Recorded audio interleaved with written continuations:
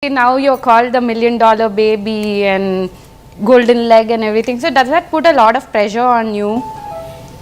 Well, I'll be honest, it does because it's not always been like that. There was a golden leg, golden hand, golden face happening, phase happening, and then there was a phase probably in 2013, 14 where I became silver, copper, steel, scrap. So again, is now back to being golden $1 million. But so I think that I'm getting stronger with every passing year. It was difficult initially, but I'm getting stronger. Right. Talking about your work, you've been working almost every single day, apart from those few days where you took off for your birthday. So how do you push yourself each day to get to work? What drives you? The kind of films that I am being a part of, they say like when it rains, it pours. So the films, all four films releasing this summer are very special, very unique. They're all different from the other. Like already I've had two releases and two super hits.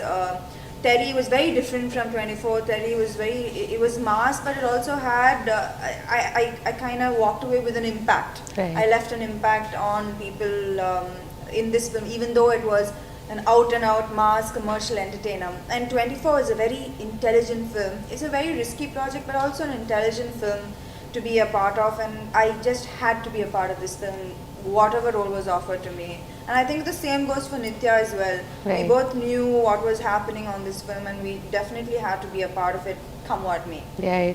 So how have you been picking your scripts, trying to find a balance? I think post, the whole Anjan, Rabasa, Ramayavastha, that phase, I think I decided that I should stop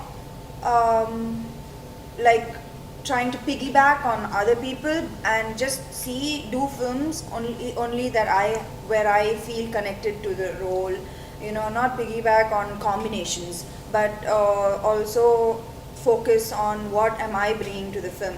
So I think that change brought about the selection of 30, 24, Tangamagan, Brahmotsam. They're all very different from each other, and I have different roles to play, because if I play the same thing, not only the audience, even I'm getting really bored. So I think this change was very necessary. So what does success mean to you, especially when you have limited role to play in a big commercial film? So does a hit actually boost your confidence? Very much. Or is it all just luck? It's a mix. I would say it's a mix. It's a mix. Definitely, even if I had planned meticulously, I wouldn't have been able to have a summer. I wouldn't have been able to arrange a summer like what I'm having right now. So it's a mix of hard work, a mix of luck, destiny. It's a mix of all those things. A hit is very, very important for any actor. Right. You might be a good actor or a decent actor, but hits are very, very important. Being successful at the box office is very important, and I think that I've had a mix of hits and mix of performance-oriented films. So do you believe in luck, or is it destiny? Because you can connect the dot backwards only, right? So Yeah, I am. I always say that I am God's favorite child. I had great highs, decent lows, not ridiculously bad lows, but great highs. right. In your previous interviews, Samantha, you've said that you've been very clear that you want to make money. So have you tried to strike that balance between finding that perfect role, or I have still never ever signed a film for the money. So as much as I say yes, you need to earn, I don't think that my heart is really in the money. My list of prerogatives for signing a film, the last would be the money. The first would be like script, director, hero, then money. so you've let go of films which actually paid you a lot? Yeah, I think initially in my career itself, I did things like this. Initially in my career, I think my greatest decision was doing EGA and letting go of two mass masala films that were paying triple what EGA was paying me. And if I had committed to EGA, I wouldn't have been able. The decision was commit EGA. You can't do the other films because it required a lot of dates. Plus the remuneration was one third of the other films. But I knew that I think that was one risky decision that I made, which I'm very, very thankful for very early in my career. Right. So, given the stature you are in right now, I'm sure you get a script every other week. Apart from the fact that you don't have dates, what is the other reason that you give for not signing a project? I think, well, yeah, right now it's always like, oh, sorry, I don't have dates, but it's mostly because if I don't connect to the project, I just can't bring myself to do it. However, nobody can convince me.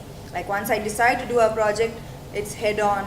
I'm willing to like reduce my remuneration, but once I decide not to do a project, nobody in the world can convince me to do so.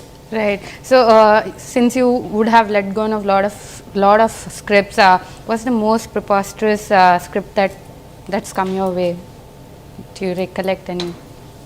I can't say that now, but yeah, there are quite a few where I've thought people are actually putting money on this project. Yeah, there are quite a few. I can't name names because those projects have happened and other people have been a part of it. So, on a scale of 1 to 100, how greedy are you as a person? 100. I am extremely greedy. This also has its positive. It has its positives. It also has its negatives. But yeah, I'm very greedy, especially when it comes to work. Work. So, is there any quality of yours that you hate? My insecurities.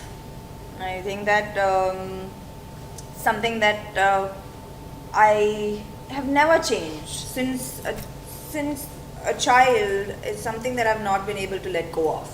Are my insecurities. I've changed so much as a person, become better, become stronger, become more talented, become a whole range of things, but this is something that I carry along and trod along every day with. Right, Samantha, in the past you said that when you're on the top, you can always be replaced. So, have you gotten over that feeling?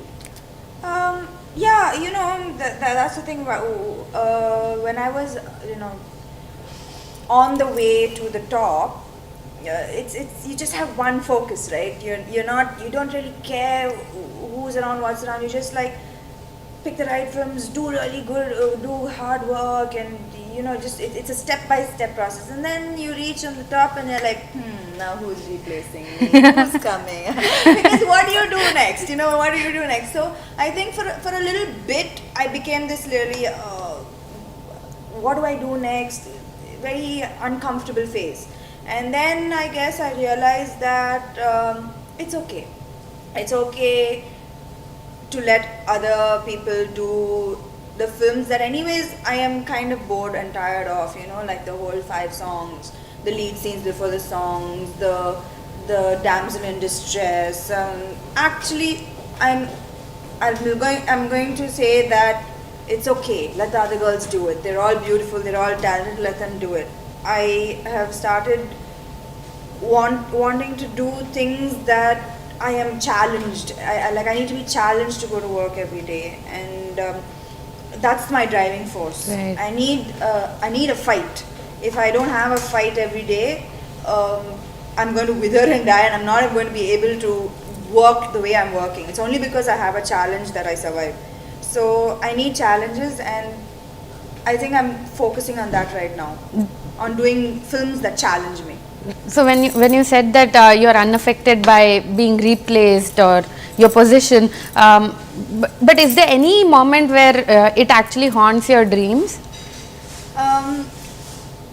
Well, I'm getting into the next phase, I feel, of my life. The aggression has died down a bit, and at the risk of scaring a lot of people, I think I want to settle down, and I'm getting into that phase of my life where I want to take things slow and do quality work and settle down maybe.